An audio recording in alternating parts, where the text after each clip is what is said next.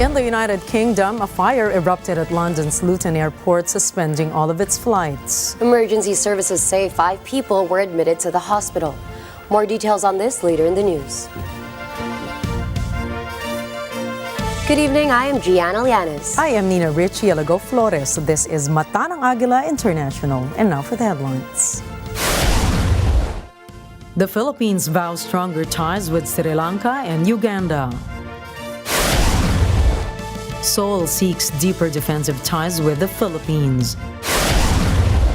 Saudi Arabia joins China in a joint counterterrorism exercise. United Nations condemns Israel's total siege of the Gaza Strip.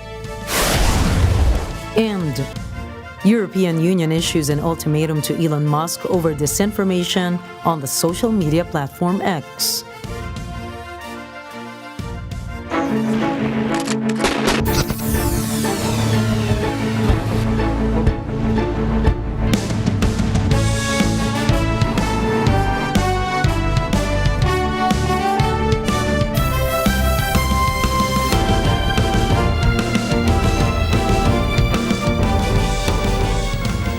President Ferdinand Marcos Jr. has declared October 30, 2023 a special non-working day ahead of the Barangay and Sangguniang Kabataan elections, or BSKE. This is under Proclamation number 359, citing that it is imperative that the people be given an opportunity to participate in the said election and exercise their right to suffrage. Meanwhile, the Department of Labor and Employment, or DOLE, has also reminded employers that work done during special non-working holidays shall award employees an additional % of their daily rate.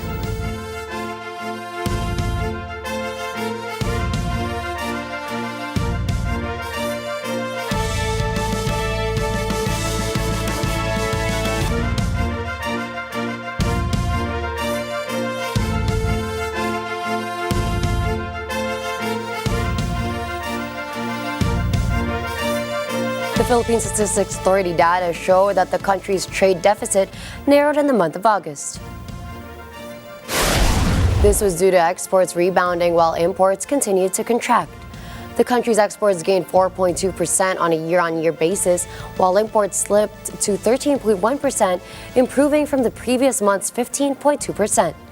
Philippines imports comprised 61.8% of total external trade in August, as the exports accounted for the rest.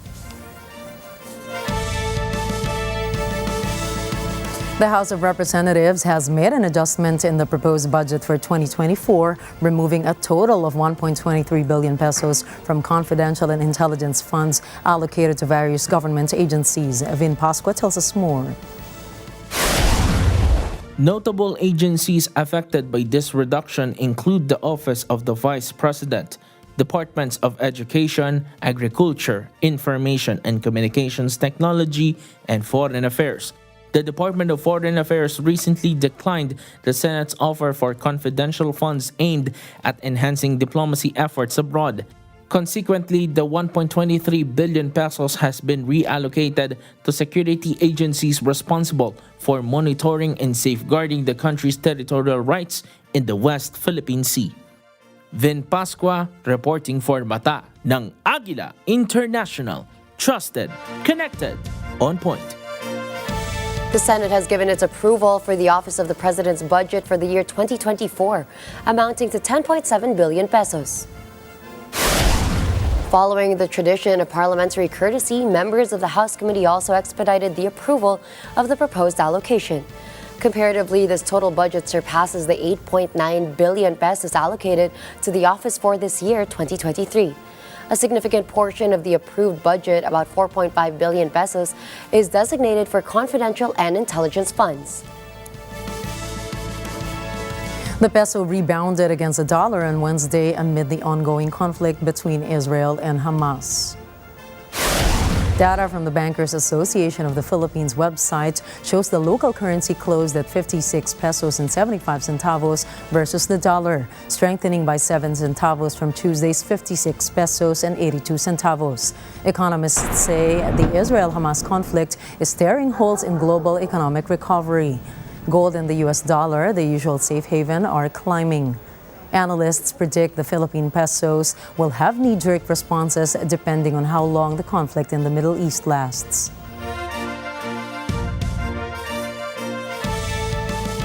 President Ferdinand Marcos Jr. has pledged to enhance bilateral relations with both Sri Lanka and Uganda during the presentation of credentials for the new envoys from these nations. The president assures a collaborative effort between the Philippines and Sri Lanka to boost their respective economies, expressing optimism regarding the potential of the 15 bilateral agreements covering visa services, education, trade, and more. He also conveys his eagerness to explore further areas of cooperation with Uganda. Currently, the Philippines' top exports to Uganda include electrical machinery and equipment, and television image and sound recorders, among others. The Armed Forces of the Philippines, or AFP Chief General Romeo Bronner Jr. said that the 2024 iteration of the Balikatan exercises will shift its focus more on maritime drills. The AFP chief underscored that participants for the next year's Balikatan drills are placed at 16,000 personnel or less. This is due to the naval ship's fixed number of crewmen. Bronner noted that some of the possible maritime drills for next year include naval gunnery, anti-submarine drills, and among others. The 2023 Balikatan exercise was held on April 11 and concluded on April 28, 2023. This is considered the biggest in the 38-year history of the said joint exercises. South Korea is seeking stronger defense industry cooperation with the Philippines. JD Mahina for the details. Ambassador Extraordinary and Plenipotentiary of the Republic of Korea to the Philippines, Lee Sang-hwa, made an introductory call to the Armed Forces of the Philippines, or AFP Chief General Romeo Bronner Jr. at Camp Aguinaldo. During their meeting, the South Korean diplomat raised Seoul's commitment to further deepen the defense industry cooperation with Manila. Lee underscored the long-standing friendship between the Philippines and South Korea, with hopes of strengthening collaboration among like-minded nations to promote a freer Indo-Pacific. Meanwhile, Bronner said that the AFP was honored by the visit of the South Korean envoy. South Korea has a vital role in the ongoing AFP modernization program, as it provided additional military assets to the command. This includes supplying 12 light jet fighters, which the Air Force has been using, and handing missile frigates and corvettes to the Philippine Navy. JD Mahina reporting for Mata ng Agila International. Trusted, connected, on point. The Philippines strongly condemns the confirmed killing of 2 Filipino nationals amid the ongoing conflict between Israel and the Palestinian militant group Hamas. President Ferdinand Marcos Jr. has conveyed his condolences over the loss, emphasizing the government's steadfast commitment to stand against the continuing terror and violence. In response to the crisis, the Philippine Embassy in Jordan is collaborating with counterparts in Israel and Egypt to ascertain potential exit routes for Filipinos desiring repatriation from Gaza. About 51 Filipino nationals are currently seeking safe passage. As a precautionary measure, the embassy is advising other Filipinos in Gaza to remain indoors until any significant developments transpire in their area.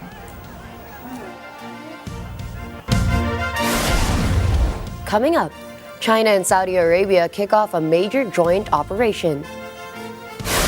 Volodymyr Zelensky tells the world not to take their eyes off the Russia-Ukraine war. And the Gaza Strip is set to go dark after Israel total blockade. Stay tuned. Mata ng Agila International will return for more global news.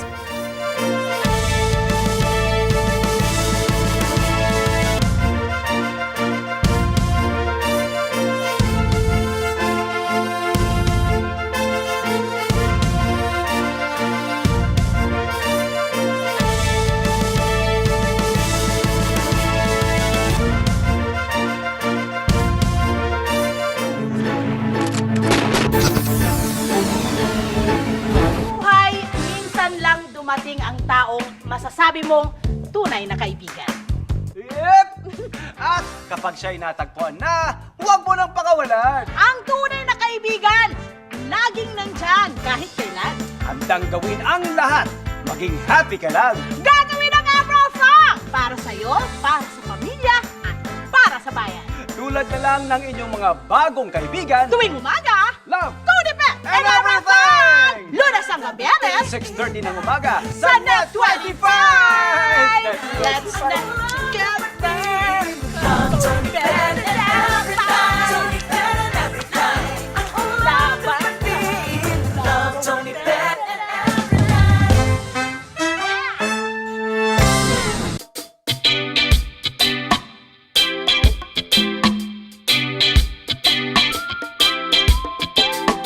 Usapang internet connection.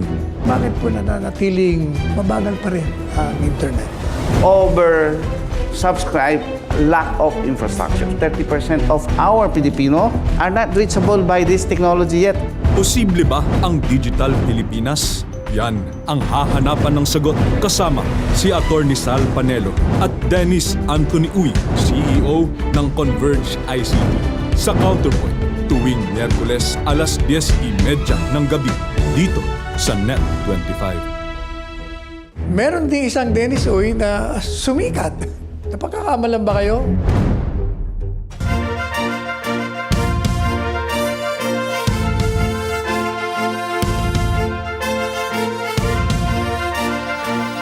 Welcome back to Mata ng Agila International. At least 29 people, including children, have been killed in an artillery strike on a displaced persons camp in northeast Myanmar, with all casualties being civilians.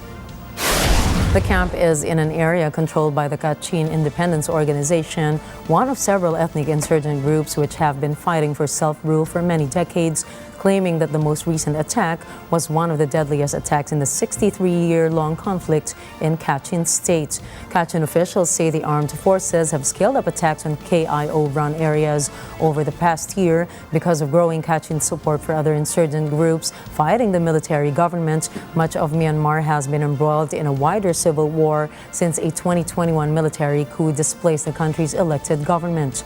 The military has increasingly used the airstrikes against opposition-controlled towns and villages since seizing power. The exiled National Unity Government has blamed the junta for the attack on the camp, describing the act as a usual war crime for Myanmar's ruling junta. Kachin officials believe at least 11 children are among those killed. 56 more people were also injured in the latest attack, 44 of whom had been taken to hospital for treatment. China has announced that it will host the third iteration of the Belt and Road Forum next week. Political analysts said that Russian President Vladimir Putin is expected to attend the said gathering. The Belt and Road is a landmark project in Xi's bid to expand China's influence overseas.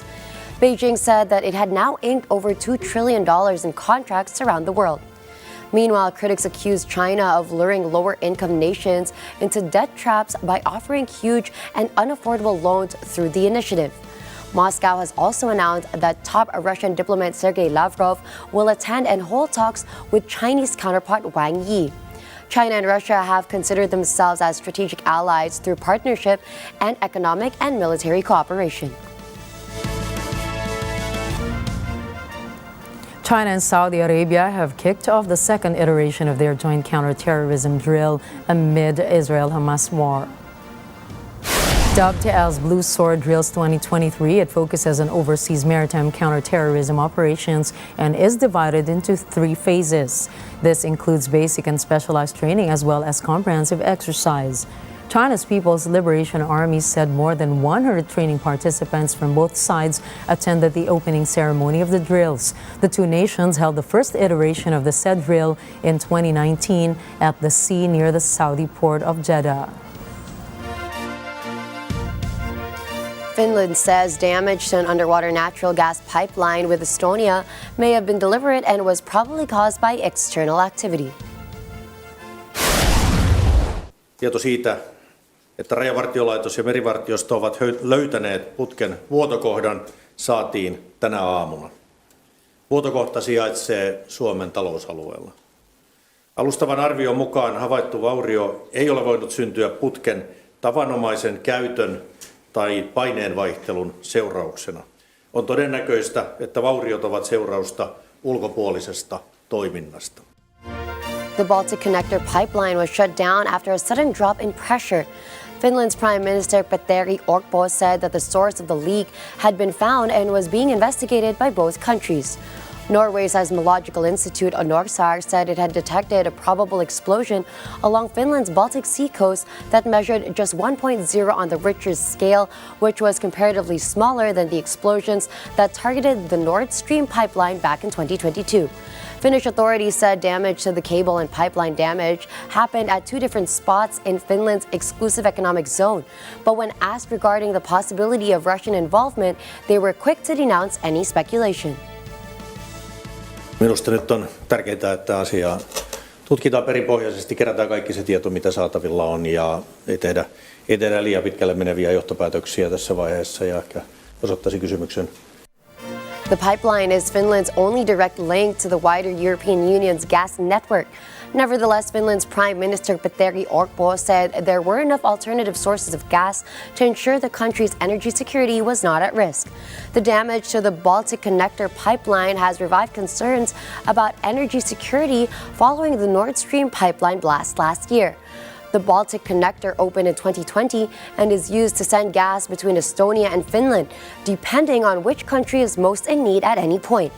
The pipeline has been Finland's only natural gas import channel since Russian imports were halted in May last year. Natural gas accounts for about 5% of Finland's energy consumption. Suomen viranomaiset ovat KRP:n johdolla käynnistäneet asiasta tutkinnan. Lisäksi viranomaiset saivat sunnuntaina tiedon, että Elisan Suomen ja Viron välisessä tietosiirtokaapelissa on havaittu vika. Riippuen vian tarkasta sijainnista tutkimuksia tulevat johtamaan joko Suomen tai Viron viranomaiset tiiviissä yhteistyössä toistensa kanssa. The United Kingdom, along with several other northern European nations, has disclosed a new military support budget worth $123 million for Ukraine. This package is intended to furnish equipment aiding Ukrainian soldiers in traversing minefields, bridging rivers, and navigating trenches. The support will include heavy-duty planned vehicles and assistance in constructing defensive positions aimed at safeguarding vital national infrastructure in Ukraine. Despite this military support, the UK has clarified that it will not be deploying warships in the Black Sea and is unable to provide Ukraine with more tanks. Ukrainian President Volodymyr Zelensky says the war between Israel and Gaza is distracting international attention from the war in his own country. Zelensky believes that such distraction will have consequences on how Ukraine will fight against Russia's counteroffensive this winter. Some war analysts say that Russia will benefit from the Israel-Hamas conflict as Israel's request for U.S. military aid risks diverting weapon supply to Ukraine. Russian Foreign Minister Sergei Lavrov believes President Vladimir Putin's objectives will be achieved faster if the Biden government will focus on Israel and slow down arms deliveries to Ukraine. But the United States and NATO allies have rebuffed concerns about their ability to continue supporting Zelensky's military amid the war in the Middle East. Other analysts are more skeptical. Chatham House CEO Bronwyn Maddox reportedly said if given a choice between Israel and Ukraine, the United States would, in a heartbeat, choose Israel. Russian President Vladimir Putin has expressed deep concern over the alarming increase in civilian casualties in Israel and the Gaza Strip amid the ongoing conflict. President Putin places blame on the United States, attributing the escalation of tensions and the resultant conflict to U.S. policy in the Middle East. The Russian leader also emphasizes that the U.S. normalization plan relegated the Israeli-Palestinian conflict to a lesser priority, leading to the current situation. He views the conflict as a clear illustration of Washington's failure in the region. Которые пытались монополизировать урегулирование, но, к сожалению, не были озабочены поиском компромиссов, приемлемых для обеих сторон, а наоборот, выдвигая свои собственные представления о том, как это должно быть сделано. Russian President Vladimir Putin and Mali's military leader Colonel Assimi Goita have engaged in a phone conversation addressing matters of security and economic relations. Colonel Goita expresses gratitude to President Putin for the humanitarian aid provided by Russia, including the delivery of cereals, fertilizers, and fuel. He also extends his appreciation for Russia's assistance in neutralizing the terrorist threat posed by religious extremists and other insurgents. Since 2022, when Mali switched allegiance from France and the West to Russia, the landlocked nation has received shipments of Russian military supplies, including various aircraft. The Dominican Republic has announced that it will partly reopen its borders with Haiti. This, however, is only for goods and not for people. The measure will take effect tomorrow morning, allowing exports to Haiti, but retaining its ban on people from crossing the borders. The announcement came ahead of a planned United Nations peacekeeping mission to Haiti. The Dominican Republic previously closed its borders to Haiti, where plans to build a canal on the Massacre River. The Dominican government also suspended visas for Haitian as part of the canal dispute. Liberians voted on Tuesday on whether to give football legend George Weah a second term as president. Irvin Arquiza has more. Millions of Liberians head to the polls not only to elect representatives and senators, but also to determine who will be the country's next president. Peace is among voters' top concerns in a nation still scarred by back-to-back civil wars. Even before polling stations opened in the morning, hundreds of people gather in the early morning sunshine waiting to vote in Monrovia. Among the voters was President George Weah. As he casts his ballot, he expresses his hope of winning the first round. The 57-year-old entered politics after a prestigious career as an international footballer. The main political parties have pledged the elections will be peaceful. However, the killing of 3 people last month in clashes between supporters of rival politicians has fueled fears of a return to violence. The election is the first to be held since the United Nations ended its peacekeeping mission in Liberia in 2018. Irvin Arquiza for Mata ng Agila International. Trusted, connected, on point. Turkish President Recep Tayyip Erdogan accused the United States of planning to carry out massacres in Gaza by sending the aircraft carrier to Israel. Erdogan, known for his vocal support for Palestine, has not held back in expressing his disapproval of U.S. actions over the Middle East conflict. Erdogan suggested the USS Dwight D. Eisenhower will aid Israeli strikes on Gaza. He also urged for an examination of the presence of the U.S. bases in the region and pointed out its complexity to the existing tensions. Erdogan's comments reflect the strained relations between Turkey and the United States. Though both countries belong to the NATO alliance, their conflicting views on the Israeli-Palestinian often lead to diplomatic friction.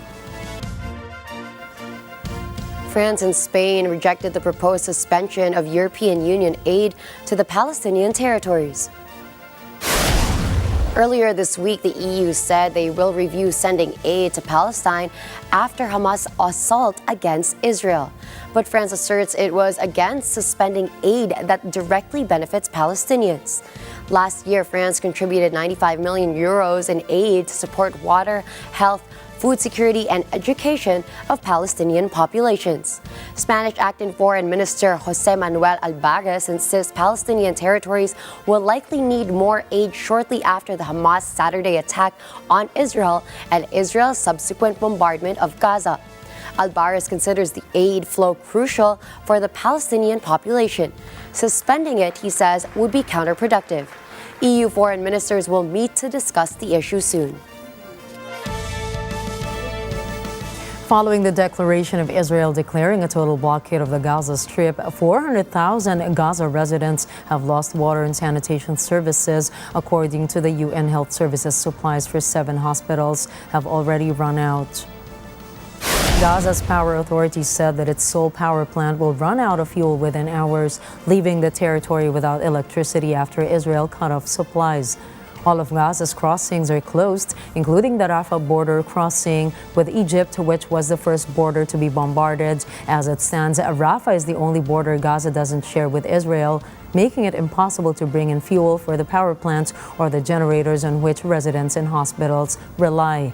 Palestinians in the besieged Gaza Strip scrambled to find safety as Israel hammered neighborhood after neighborhood in the tiny coastal enclave home to 2.3 million Palestinians as retaliation for a mass incursion by Hamas militants, which Israel vowed to return in kind.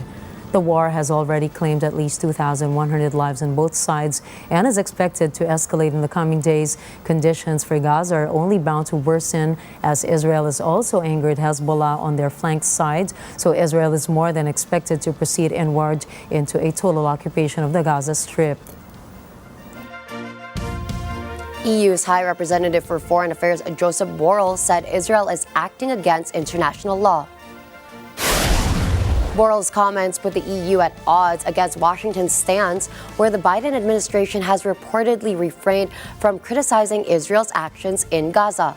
He also drew a line over the EU's proposed suspension of aid to Palestine, saying the review should not delay funding to civilians. Borrell argued the casualties in Gaza are increasing, hence the humanitarian situation is dire.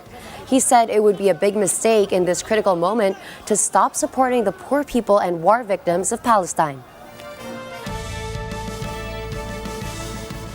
As Israel continues to pummel the Gaza Strip with bombs, the United Nations raises some humanitarian concerns. Philip Toledo has the report.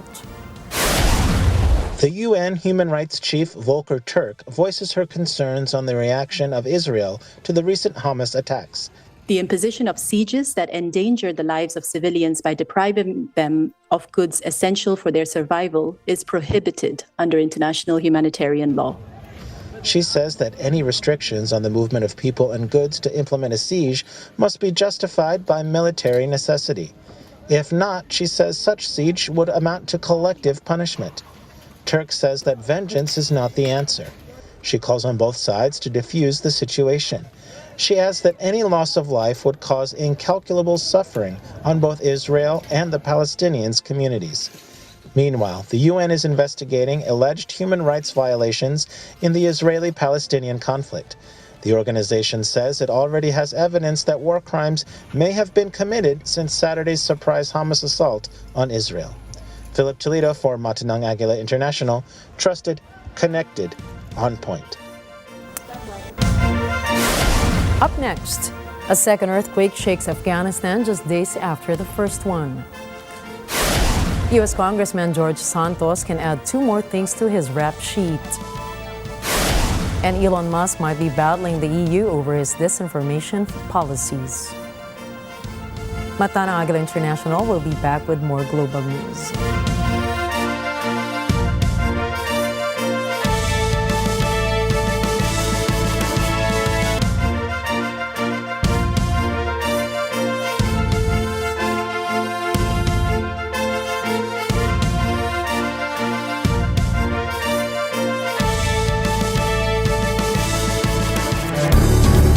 There are 3 obsessions in the Philippines that literally stop traffic on its tracks: boxing, basketball, and beauty pageants. While there are thousands of beauty contests in the Philippines, it seems that there is still more room with the addition of Miss Cosmo World Philippines. Join us as we speak with Miss Cosmo World title holder herself, Miss Meiji Cruz, who is also the chairperson of Cosmic Beauty OPC, the company responsible for bringing the Miss Cosmo World Philippines pageant in the country. Beauty pageant is a celebration of heritage and one's culture. So I'm representing my country, I'm representing my own heritage, and for that, I'm already the winner. Open for business with Cesar Vallejos, Sunday, 9 p.m. Kumusta? New job, new life na si Saneb. At si Chan naman. Ramdam mo bang taon na kayong magkatrabaho ni Mr. Yigit? Pero in harmony tayo, di ba? Ay, sorry, nadulas yung kamay ko. Huwag kang umalis. Dito ka nararapat. May chance pa bang magbago ang isip niya? Mahal mo nga ba talaga si Sanem? Sige lang, umalis ka. Pakawalan mo siya. at iwan niyo akong lahat. Daydreamer. Monday to Friday, 7:30 p.m. Dito lang sa Net 25.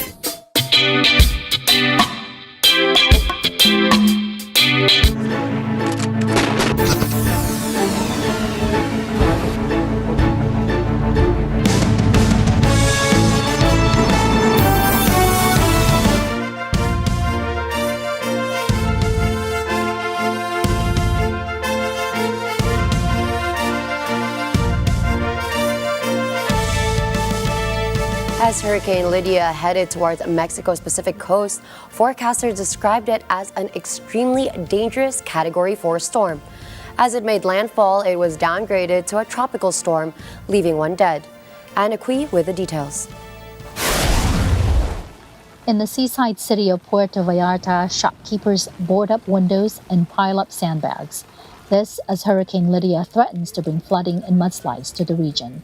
The U.S. National Hurricane Center reports Lydia packing maximum sustained winds of around 140 miles or 220 kilometers per hour. The storm intensified to a Category 4 hurricane, the second highest on the 5-step scale that measures hurricane strengths. President Andres Manuel Lopez Obrador says civil protection personnel are on alert. Around 6,000 members of the armed forces are deployed to help residents. School classes were suspended in some areas and residents were urged to take shelter. Just this week, Tropical Storm Max left 2 people dead and dozens of houses flooded in the southern state of Guerrero.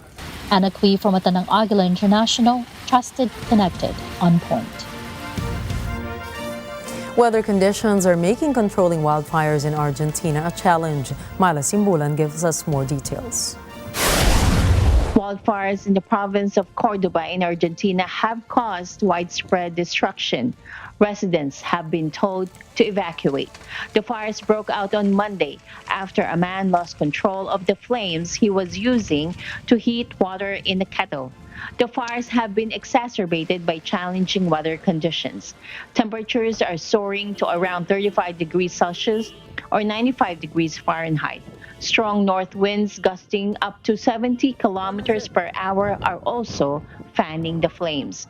The province has requested for government assistance as threats to life and property still remain serious. Myla Simbulan from Agila International, trusted, connected, on point. In the United Kingdom, a fire erupted at London's Luton Airport, suspending all of its flights. Authorities said that the fire sparked in the airport's newly built car park. Local ambulance services said 5 people, including 4 firefighters and an airport employee, were admitted to the hospital.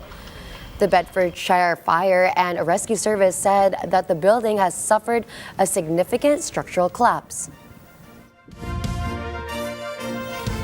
A magnitude 6.3 earthquake has struck western Afghanistan for the second time, only days after a series of quakes left thousands dead.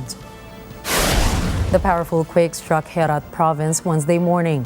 Authorities said there had been huge losses in districts near areas affected by the earlier quakes. Meanwhile, Afghanistan's Ministry of Information said at least 80 people have been injured and a landslide has blocked the province's main highway.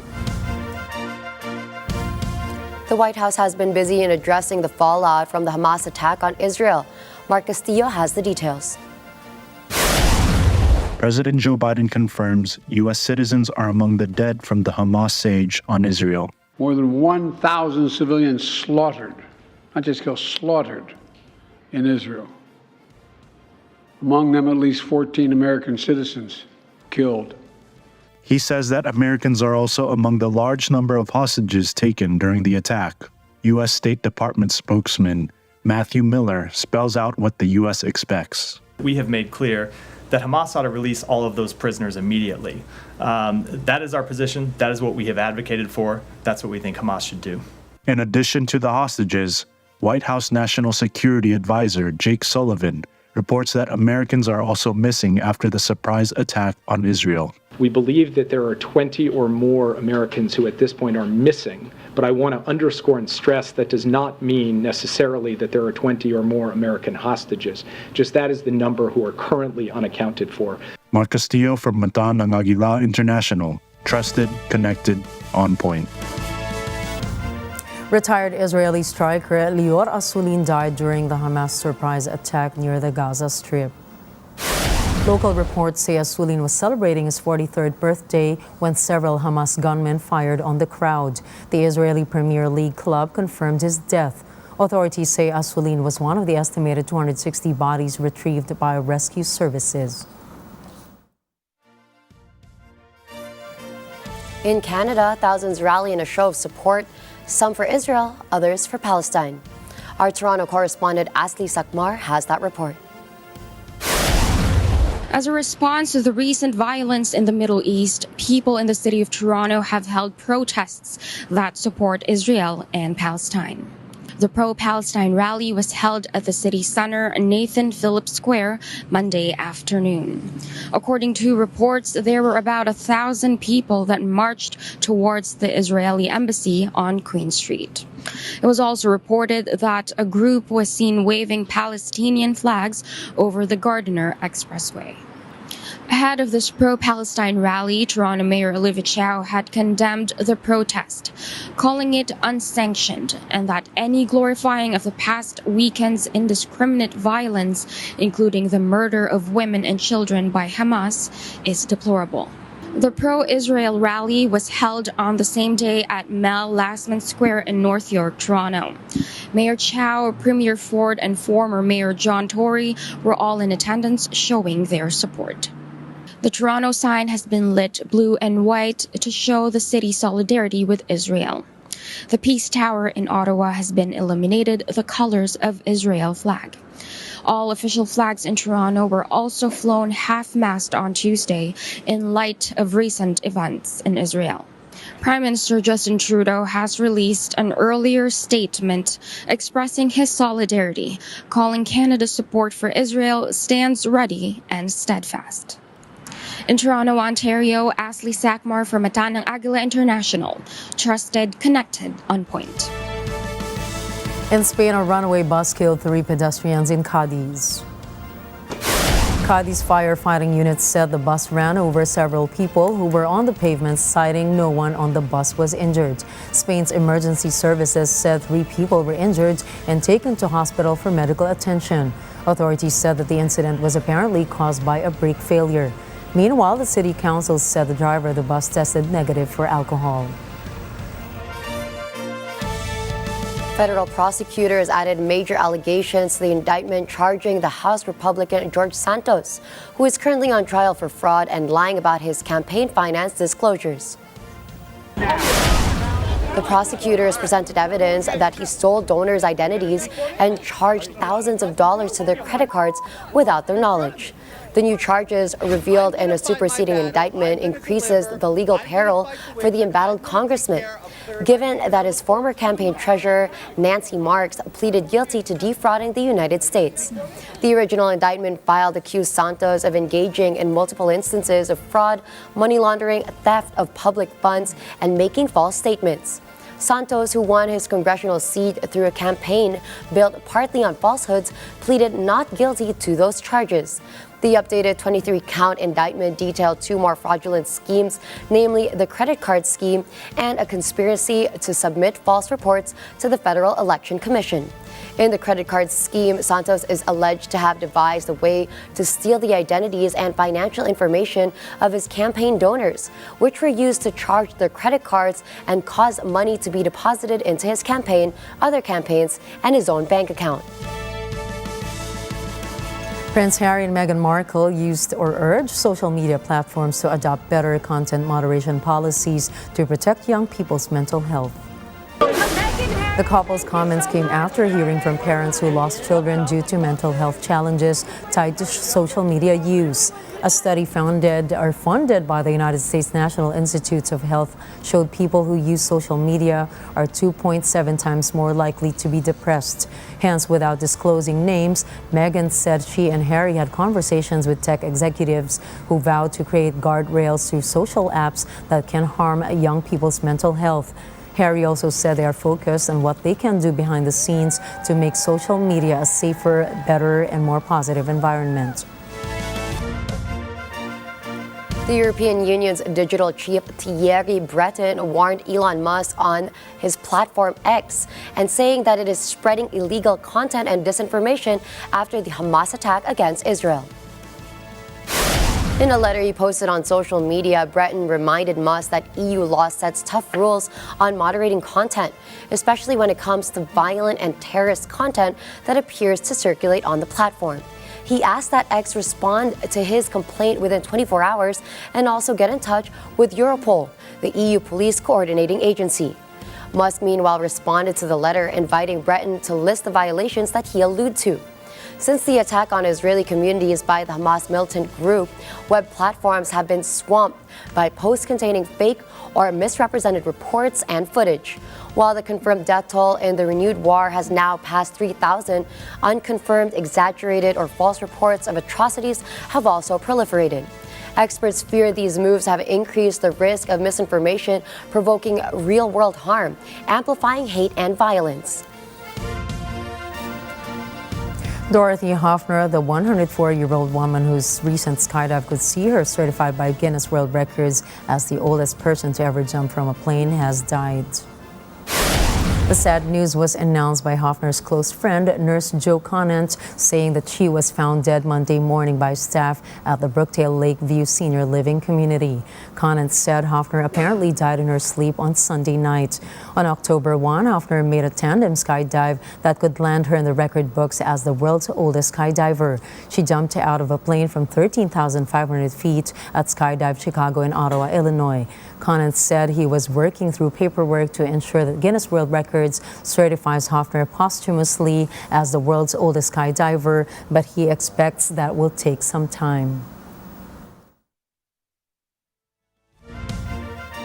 Meanwhile, dengue fever will become a major threat in the southern United States, southern Europe, and new parts of Africa this decade.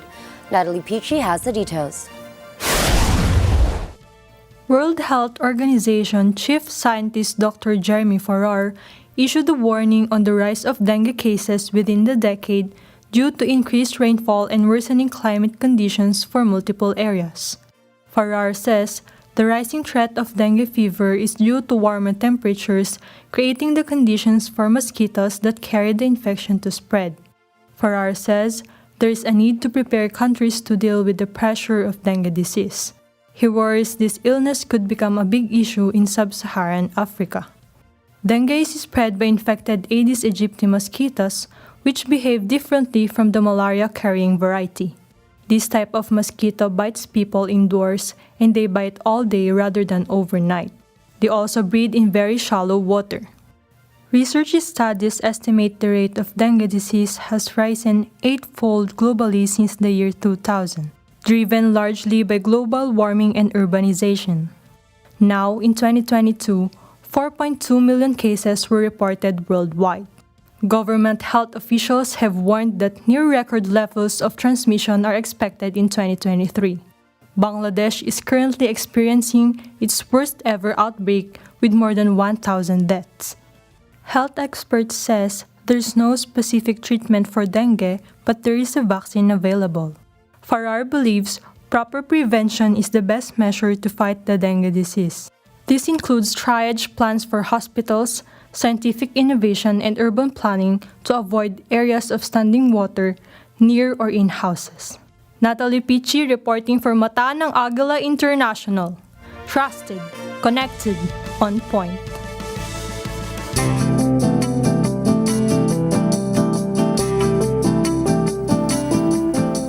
In Dushanbe, Tajikistan, the air was dry and warm and the skies were gray. There was no hint of sun during another recent toxic sandstorm that enveloped the capital city. Rani Bayuga has the details. Toxic storms like what you see on your screen are being blamed on climate change. They are becoming increasingly frequent across Central Asia, harming individuals and families. The imposing mountains around Dushanbe can barely be seen through the haze. Apartment blocks under construction stood like blurred images. The 2022 IQ Air Quality Index ranks Tajikistan as one of the top 10 most polluted countries in the world. Many of its residents suffer from chronic coughing and, for some, respiratory failure. Some say dust chokes them. One doctor says in the last few years, more and more patients end up having cardiovascular diseases. He blames the fine dust particles from the storms. Ronnie Bayuga for Mata ng Agila International, trusted, connected, on point. Coming right up, a star witness shows up for Sam Bankman-Fried's FTX trial. Taylor Swift's Eras Tour film premieres in a super secret event. And find out who won the Wildlife Photographer of the Year award. Catch more news in business, tech, and entertainment when we return.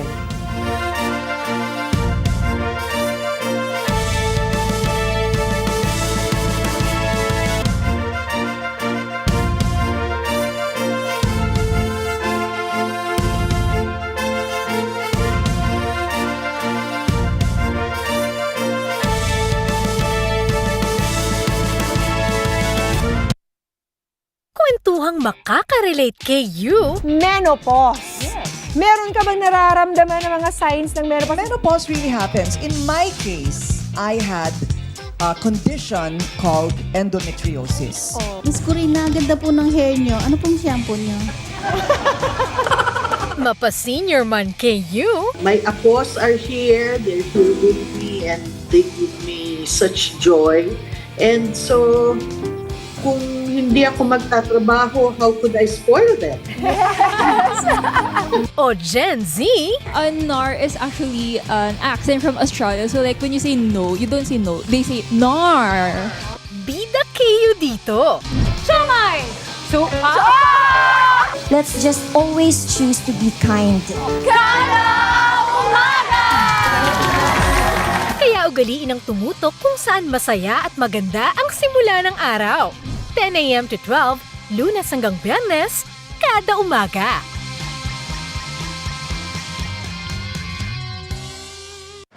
Hello po, ako po si Kate Estrada at abangan niyo po ang Easy Greasy episode sa Lutong Gaza. Magluluto po kami ng mga Greek dishes like moussaka, spanakopita, Greek stuffed eggplant, Mediterranean chicken pockets. Huwag niyo po kalimutan sa Lutong Gaza with Chef Sandy and Tita Pat, 11 a.m. Saturdays on Net 25.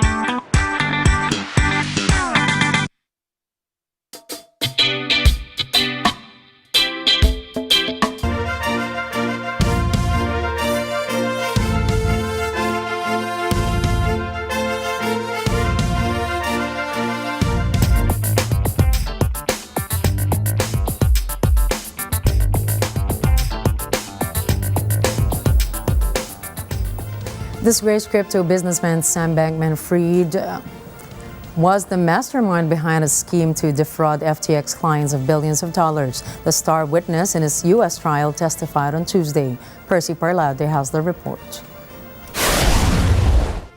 Carolyn Ellison arrives at the trial of Sam Bankman-Fried's trial in Manhattan on Tuesday.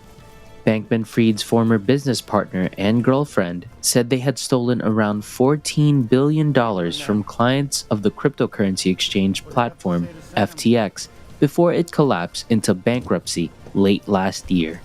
Ellison has pleaded guilty to 2 counts of fraud charges.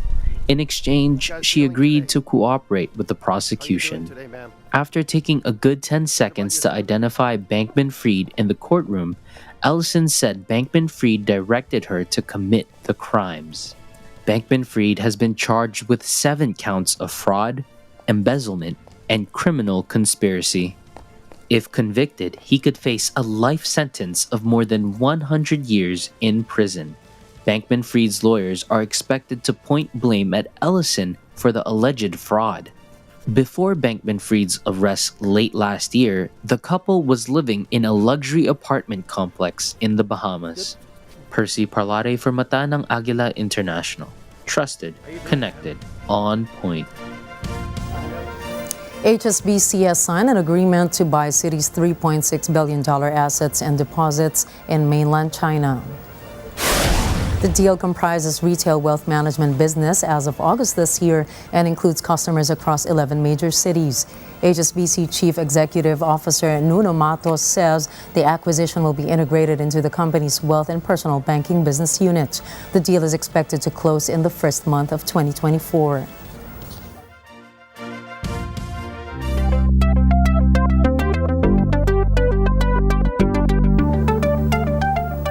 World Rugby will use the smart mouth guard technology to alert independent pitch side doctors about potential concussions. The data supplied would then be used by the doctors when performing the head injury assessments, determining whether or not a player that suffered a suspected concussion can return to play. World Rugby said it is investing €2 million or $2.1 million in the technology, which will make its debut in the upcoming WXV Elite Women's Rugby competition in New Zealand later this month. The mouth guards will be required in training as well as matches, enabling coaches to better training load for each individual player and best support their performance and welfare. The Rugby World Cup is taking place against a backdrop of a lawsuit filed by former international players against governing bodies, alleging the sports authorities failed to take reasonable action to protect the players from repeated blows to the head during their careers.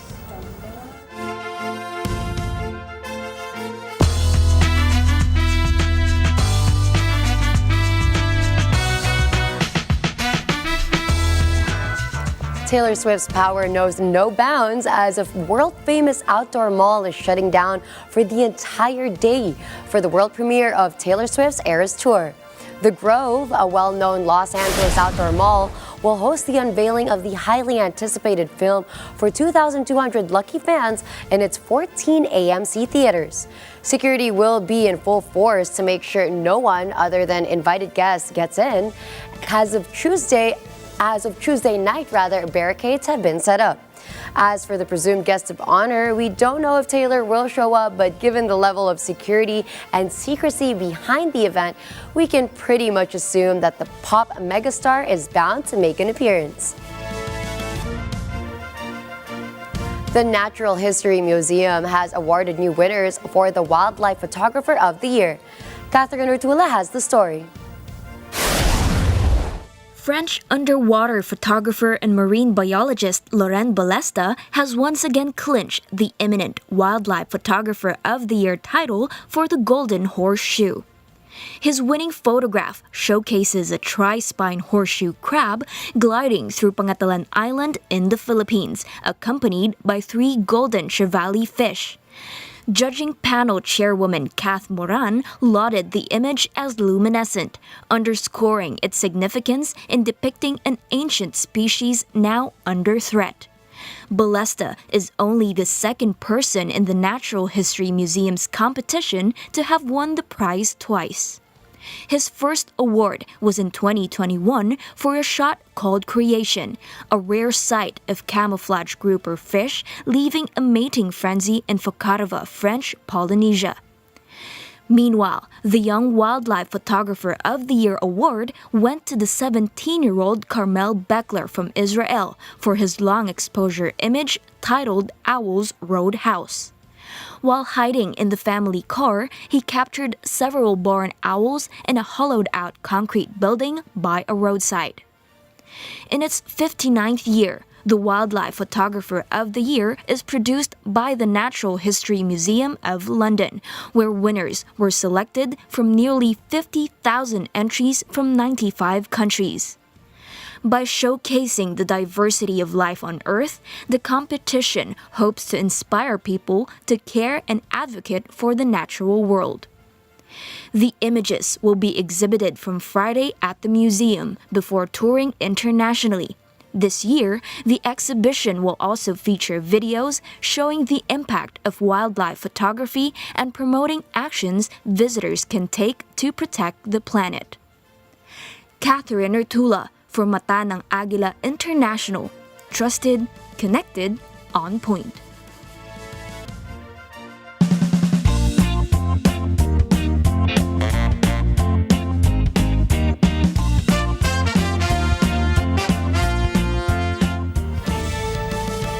Russia's ties with Africa and China are getting stronger. The Trilateral Alliance moved Moscow to open Chinese, Swahili, and Amharic foreign language courses across its schools. RT correspondent Marina Cosareva has the details. Russia and Africa have become friendlier than ever in recent years, and yet another step towards cementing that relationship is learning each other's languages. Siwezi kusema Kiswahili. Mszywsi akwa. Jina langu ni Ksyusha. Mimi ni mwanafunzi. Salam. Ibala lau Platon. Nina pende kula.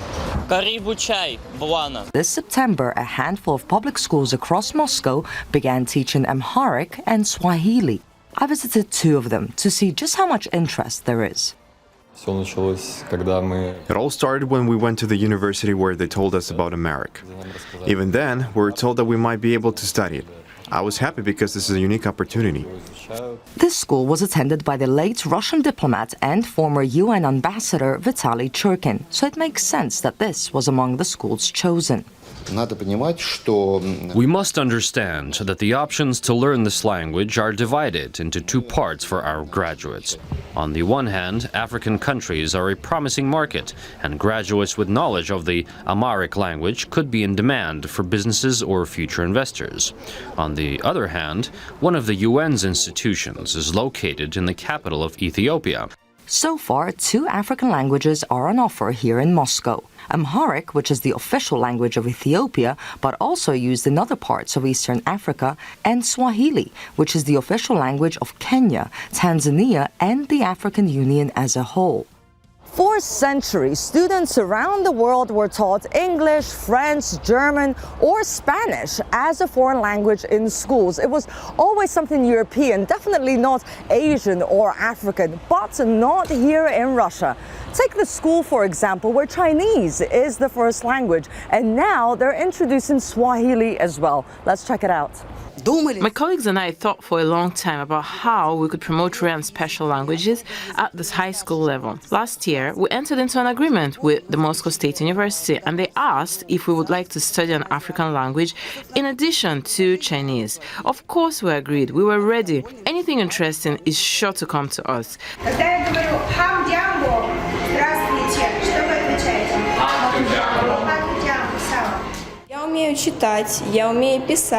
I can read, I can write, I can speak in short phrases. I think that I can even partially understand documentaries in Swahili. I had never heard of Swahili language before, and I was very interested to find out what kind of language it was when I heard about it, and decided to move to this school. And now I'm planning to enroll in Oriental Studies or the Swahili-related department. The school year just started, so it's too early to tell just how popular and successful these lessons will be. But one thing we can say for sure, the kids are excited and looking forward to not only learn an African language, but also visit the continent and be able to interact with the people there. Some would say that's already a significant step forward. Hakuna Matata! Kwaheri!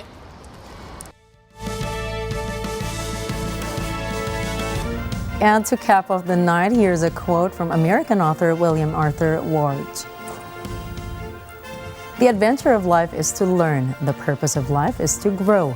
The nature of life is to change. The challenge of life is to overcome. The essence of life is to care. The opportunity of life is to serve. The secret of life is to dare. The spice of life is to befriend.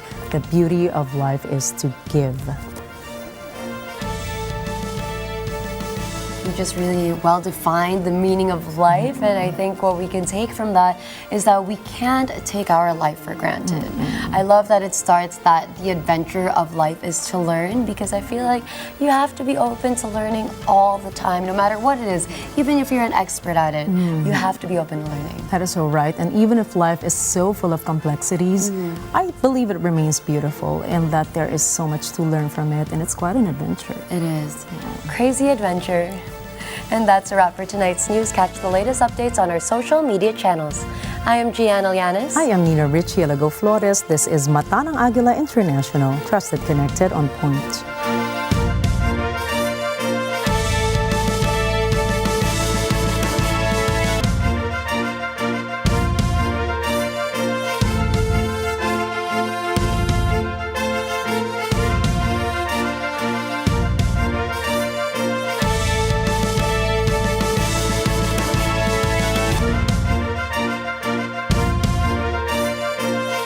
Thank you for choosing Mata ng Agila International, your trusted news source, connecting you to the world and on point with stories from around the globe. Follow, like, and subscribe to @Net25 TV.